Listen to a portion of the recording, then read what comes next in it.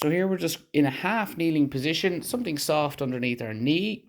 You're going to grab a weight or a foam roller or a book. You're going to fix your eyes straight ahead and you're going to look to keep your head looking straight ahead while we rotate the rib cage underneath. You can use a weight, as I said, or you can use a book or a foam roller, whatever you've got. And what you're going to do is just rotate. Look at keeping your elbows straight throughout and just rotating in a range of motion that feels good. And then we're trying to keep our eyes fixed, looking straight ahead, and then we're rotating the rib cage underneath the head. This can be quite challenging for some people. We might find that you're a little tight on one side of your neck or somewhere around your rib cage as you're swapping sides and doing this. Absolutely fine. This is all about just finding little things, any differences, and just improving them as we go.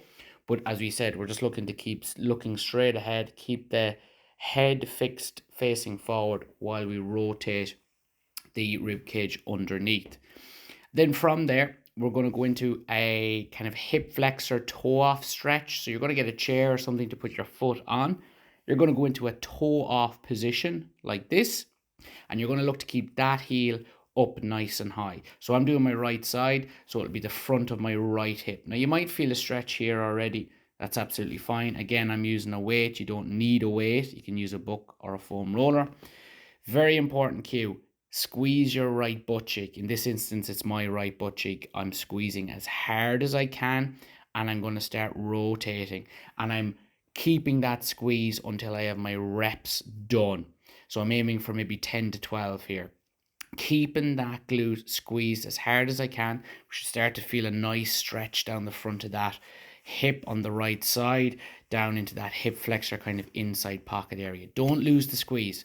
Very important. And don't lose your toe off position.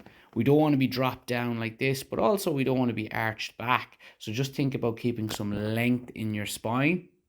And then, as we said, once you have your glute squeeze, you can rotate, play around with the weight. The one thing I will say is to try not speed through it like this. Explore going left, explore going right, and getting that opening around the front of the hip. So just take your time and explore your ranges that you've got.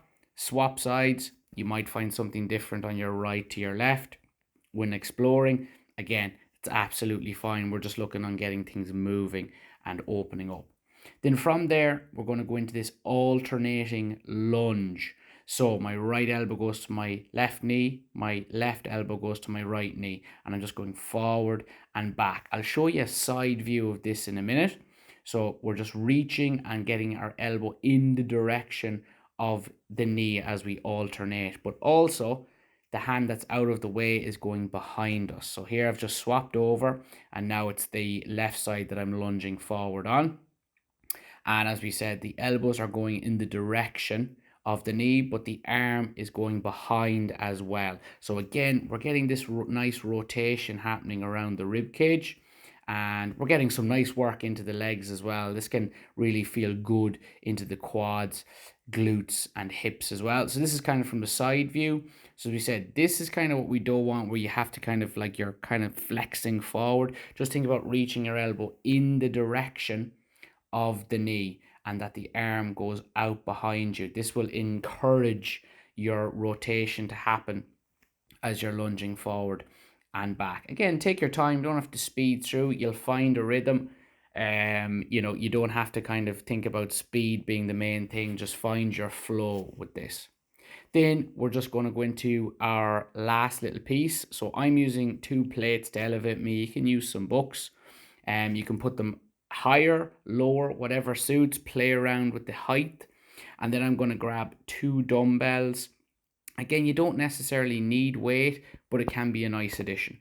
So we're going to do a reverse lunge with a rotation here. So I'm going to step back into my reverse lunge, and I'm going to rotate my upper body towards, in this instance, my right leg. So I'm just turning, reverse lunging, and then stepping back through. So I turn as I step back, and then I straighten up as I come through.